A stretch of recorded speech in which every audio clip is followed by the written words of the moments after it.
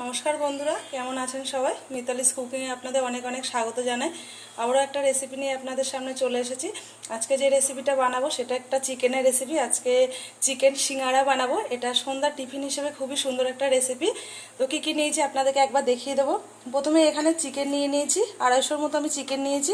আর চিকেনটা খুব ছোট্ট ছোট্ট করে পিস করে নিয়েছি, এইভাবে ছোট্ট পিস। এখানে যতটাই ছোট হবে ততটাই ভালো, মানে ছোট বলতে কিমার মতো পিস না, কিমার থেকে কিন্তু একটু বড় নিয়েছি। আর এখানে ছোট্ট ছোট্ট করে চৌকো চৌকো করে আলু কেটে নিয়েছি, একদম ছোট্ট সাইজ করে আলু নিয়েছি। এখানে একটুখানি চীনা বাদাম নিয়েছি, এখানে নিয়েছি জিরে গুঁড়ো, এখানে একটু লঙ্কার গুঁড়ো, এখানে নুন, এখানে হলুদ, এখানে একটু ধনে গুঁড়ো, আর এখানে কাঁচা লঙ্কা কুচি নিয়ে নিয়েছি। ফোড়নের জন্য নিয়ে নিয়েছি 2টো শুকনো লঙ্কা। এবার মূল রেসিপিতে ফিরে যাব। এটা বলিনি, প্রথমে সেটা ময়দাটা আগেই সুন্দর করে মেখে রেখেছি, মানে ময়ান দিয়ে 15 মিনিট ধরে আগেই মেখে রেখেছিলাম। দেখুন সুন্দর ময়দাটা এমনভাবে মেখেছি, না শক্ত না নরম, আঙুল দাবালে কিন্তু দেবে যায় এমনটা কিন্তু এই ময়দাটা মাখতে হবে। আর ময়ানটা খুব সুন্দরভাবে দিতে হবে, যত সুন্দর ময়ান দেওয়া যাবে তত সুন্দর মুচমুচে সিঙ্গারাটা হবে। আমি মেখে রেখেছিলাম আরও 15 থেকে 20 মিনিট আগে। গ্যাসটা অন করে আমি কড়াইটা বসিয়ে দিয়েছি। এবার কড়াইয়ের মধ্যে অল্প পরিমাণ তেল দেব। তেলের পরিমাণটা কিন্তু অল্পই দেব, আলুটা ভেজে নেওয়ার মতোই তেল দেব।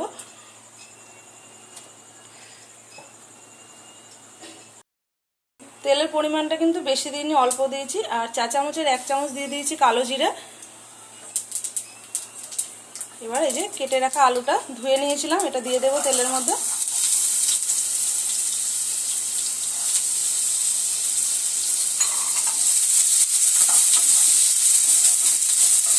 আলুটা তেলের মধ্যে খুব সুন্দরভাবে আগে লাল লাল করে ভেজে নেব। পরিমাণ মতো হলুদ গুঁড়ো দিয়ে দেব,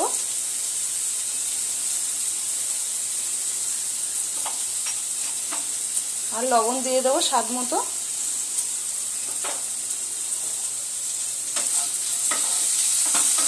ভালো করে নুন আর হলুদের সঙ্গে আলুটা মাখিয়ে সুন্দর করে ভেজে নেব।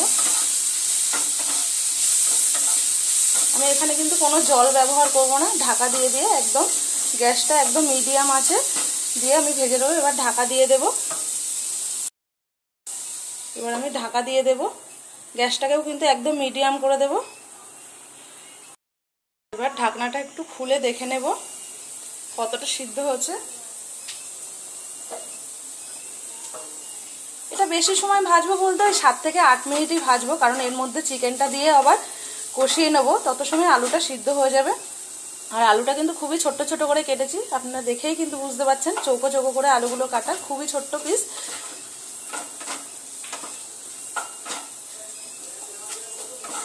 আর তেলের পরিমাণটাও কিন্তু খুবই এখন কম দিয়েছি।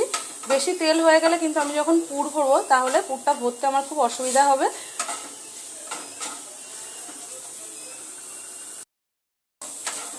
আলুটা কিন্তু 7 মিনিটের মতো ভেজে নিয়েছি। এবার আমি আলুটা একটা অন্য প্লেটে তুলে নেব। আলুগুলো একটা অন্য প্লেটে তুলে নিলাম।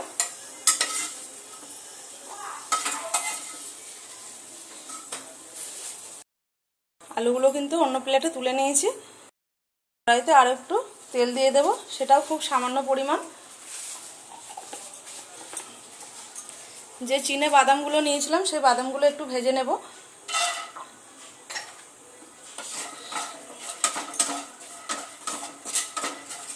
ওই 2 থেকে 3 মিনিট মতো তেলের মধ্যে নাড়াচাড়া দিয়ে বাদামগুলো একটু ভেজে নেব। বেশি লাল পোড়া পোড়া লাল করব না।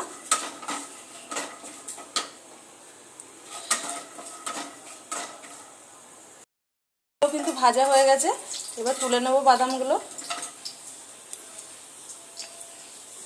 যে প্লেটে আলু রেখেছিলাম সেই আলুর সাইডে, বেশি কিন্তু দিইনি, পরিমাণে অল্পই দিয়েছি।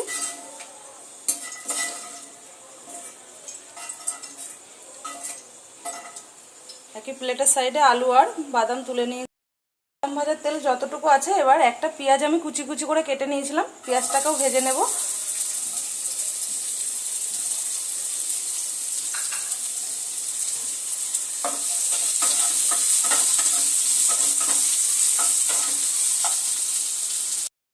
পেঁয়াজটা কিন্তু লাল লাল করে ভেজে নিয়েছি। এবার একটু সাইড করে দেব, আর 2টো শুকনো লঙ্কা দিয়ে দেব। দুটো শুকনো লঙ্কা নিয়েছি, এই তেলের মধ্যে একটু নাড়াচাড়া দিয়ে নেব।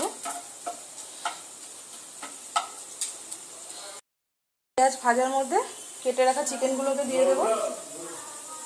এবার এই যে আগেই ধুয়ে রেখেছিলাম ছোটো ছোটো পিস করে, এই চিকেনগুলোকেও দিয়ে দেবো।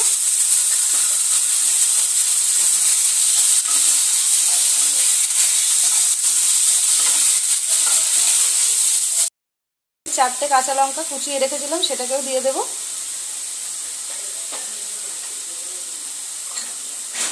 চা চামচের 1 চামচ দিয়ে দেবো জিরে গুঁড়ো। চা চামচের 1 চামচ দিয়ে দেবো ধনে গুঁড়ো। লাল লঙ্কার গুঁড়োও ঠিক দিয়ে দেবো, তাই 1 চামচ দিয়ে দেবো লাল লঙ্কার গুঁড়ো। পরিমাণ মতো হলুদ দিয়ে দেবো একটু, চা চামচের 4 ভাগের 1 ভাগ দিয়ে দেবো হলুদ গুঁড়ো। নুন দিয়ে দেবো স্বাদ মতো। আগে যেহেতু আলু ভাজার মধ্যে লবণটা দেওয়া ছিল, তাই চিকেনের মধ্যে একটু লবণটা কমই দিয়ে দেবো। এবার খুব সুন্দরভাবে মশলার সঙ্গে চিকেনটাকে কষিয়ে নেব।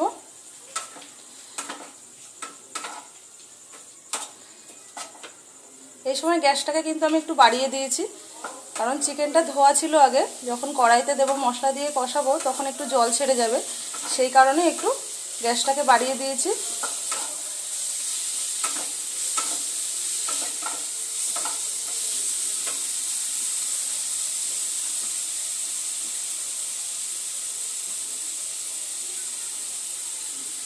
আর দিয়ে দেবো রসুন পেস্ট 1 চামচ।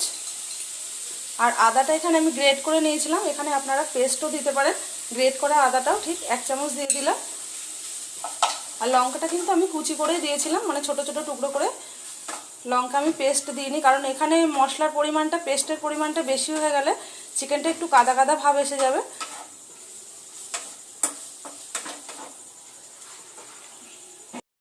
15 মিনিট ধরে কিন্তু আমি চিকেনটাকে খুব সুন্দরভাবে মশলার সঙ্গে কিন্তু ভাজা ভাজা, দেখুন মশলা একদম কিন্তু চিকেনটা ঝুরঝুরে, কিন্তু কাদা কাদা ভাব হয়নি। কারণ এরকম মানে চিকেন সিঙ্গারার ক্ষেত্রে কিন্তু চিকেনটা ঠিক এরকম ঝুরঝুরেই হবে। কাদা কাদা হলে কিন্তু অসুবিধা হবে পুরটা ভরতে, আর এই ঝুরঝুরে হলে পুরটা ভরতেও সুবিধা হবে বা খেতেও খুব ভালো হবে। এবার আমি ভেজে রাখা আলুগুলোকেও দিয়ে দেবো এর মধ্যে, বাদাম একসঙ্গেই দিয়ে দেবো। এবার চিকেন আর আলুগুলোকেও আরও একবার সুন্দরভাবে মিশিয়ে দেব। 2 মিনিটের মতো আরও নাড়াচাড়া দিয়ে ভেজে নেব। গ্যাসটা কিন্তু আমার মিডিয়ামেই আছে, গ্যাসটাকে আমি বাড়ানো কমানো করিনি।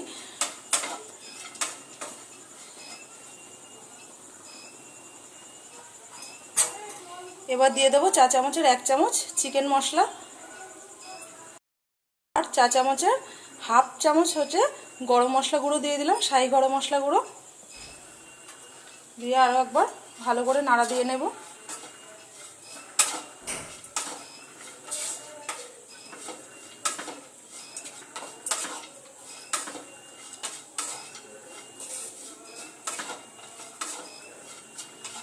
পুরটা কিন্তু আমার রেডি হয়ে গেছে।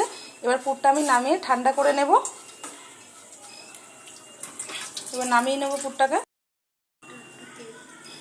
এবার আমি এই যে এরকম গোল গোল গোল্লা করে নিয়েছি, আর চিকেন স্ল্যাপের উপরে লম্বাটে ভাবে বেলে নেব।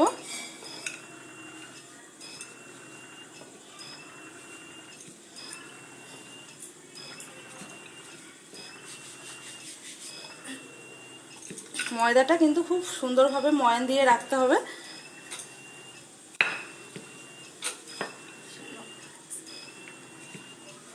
এবার আমি একটু গুঁড়িটা ঝেড়ে পরিষ্কার করে নেব, গুঁড়িটা একটু বেশি হয়ে গেছে। এবার মাঝখান দিয়ে এইভাবে আমি 2 টুকরো করে কেটে নেব। এবার কিন্তু এইভাবে আমি অর্ধেক করে কেটে নিয়েছি। এবারে এই আঙুলটা কিন্তু এইভাবে দিয়ে দেবো, আর উল্টো পিঠ দিয়ে কিন্তু জল লাগিয়ে নেব। এই যে জল লাগিয়ে এই যে ঠিক পানের খিলি যেমনি হয় তেমনিভাবে মুড়ে দেব।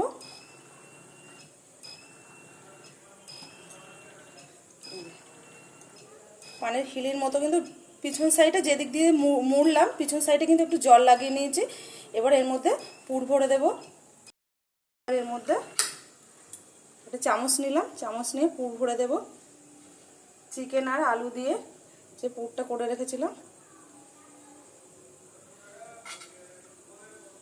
পুরটাকে ভরে দেব।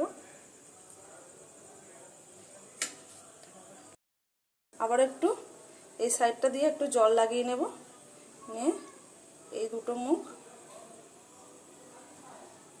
এইভাবে আটকে দেব, আর এই দিকের এই মুখটাও এইভাবে আটকে দেব। এই মুখগুলো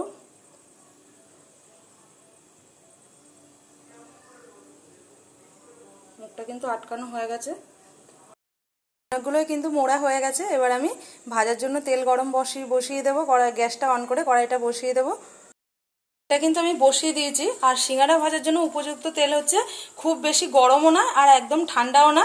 বেশি গরম করে নিলে কিন্তু উপরের দিক দিয়ে বেশি ভাজা হয়ে যাবে, ভিতর দিকটা কিন্তু কাঁচা কাঁচা থাকবে। তার জন্য তেলটাকে বেশি গরমও করা যাবে না, আবার বেশি ঠান্ডা অবস্থায়ও দেওয়া যাবে না।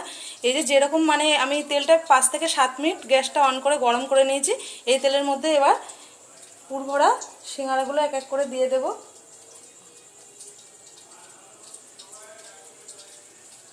বেশি গরম করে নিলে হবে না, কিন্তু একদম মিডিয়াম তেলটা থাকবে তেমনভাবেই দিতে হবে। এর মধ্যে কিন্তু 4টে দিয়ে দিয়েছি। আর তেলটা বেশি গরম হলে কি, এই যে ভাজগুলো যে লাগানো হয়েছে জল দিয়ে দিয়ে, বেশি গরম তেলের মধ্যে দিলে ভাজগুলো ফুলে যাওয়ার ভয় থাকে, তাই তেলটা কিন্তু মিডিয়াম গরম করেই দিতে হবে। উপর থেকে কিন্তু এইভাবে একটু তেল ছিটিয়ে দিলে ভালো হবে, কারণ সব সিঙ্গাড়াগুলো ডোবে নি, ওপরের দিকটা একটু আছে, ওপর জন্য গরম তেলটা উপরে ঝাঁঝরির মধ্যে করে ওপরে ওপরে একটু দিয়ে দিচ্ছি। এক পিঠ উল্টে দিয়েছি। গ্যাসের একদম আঁচটা কিন্তু মিডিয়ামে রাখতে হবে। সিঙ্গাড়া ভাজার সময় কিন্তু একদম হাই আঁচে দেওয়া যাবে না, একদম মিডিয়াম রাখতে হবে, আবার একদম কিন্তু কমানোও যাবে না। সিঙ্গাড়া কিন্তু ভাজা একদম রেডি। এবার আমি একটা প্লেটের মধ্যে টিস্যু দিয়ে নিয়েছি যাতে তেলটা একদম টেনে নেয়। এবার আমি তুলে নেব। দেখুন একদম লাল লাল করে ভেজে নিয়েছি, আর খুব সুন্দর ওপরটা মুচমুচে হয়েছে, আর ভিতরটা তো একদম চিকেনে পুর ভরা। সন্ধ্যার টিফিন হিসেবে কিন্তু খুব দারুণ একটা রেসিপি, বাচ্চা বড় সবাই ভালো খাবে। এগুলো কিন্তু ভাজা একদম রেডি হয়ে গেছে। আর সন্ধ্যেবেলায় যদি এরকম একটু গরম গরম সিঙ্গাড়া থাকে তাহলে তো বাড়ির সবাই খুব খুশি হবে, বাচ্চা বড় সবাই কিন্তু খুশি হবে, আর খেতে কিন্তু খুবই ভালো লাগবে। তো বন্ধুরা, আমার ভিডিওটা যদি ভালো লেগে থাকে আমার ইউটিউব চ্যানেলটিকে সাবস্ক্রাইব করবেন, আর ফেসবুক থেকে দেখলে একটা লাইক শেয়ার কমেন্ট করে পাশে থাকবেন। ধন্যবাদ। ভিডিওটা এখানেই আজকে শেষ করলাম। আপনারা সবাই ভালো থাকবেন, সুস্থ থাকবেন। আবার অন্য কোনো ভিডিও নিয়ে আপনাদের সঙ্গে খুব শীঘ্রই দেখা হবে।